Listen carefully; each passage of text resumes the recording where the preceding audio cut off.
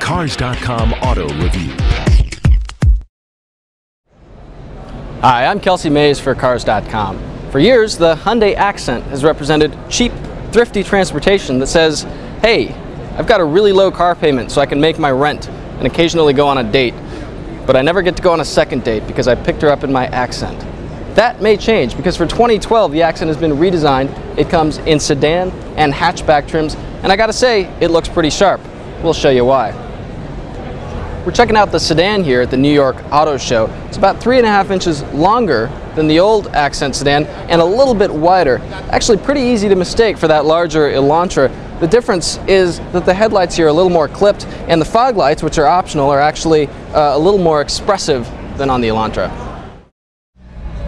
The old Accent's kind of shelf-like dashboard is gone. There's much more contemporary shapes in here, kind of a wavier style. It comes down into the center.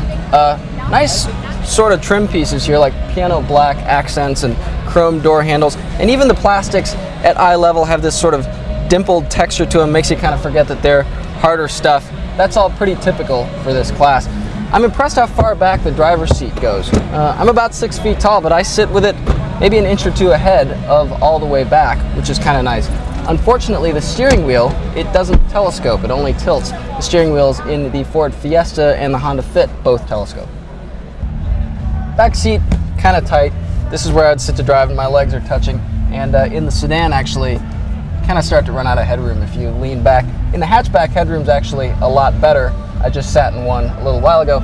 In the sedan behind here is about 13 cubic feet of cargo volume. Pretty good for a small car. The hatchback has nearly 50 cubic feet of cargo volume with the seats all the way down. It trails the really big Honda Fit, but is generally impressive otherwise.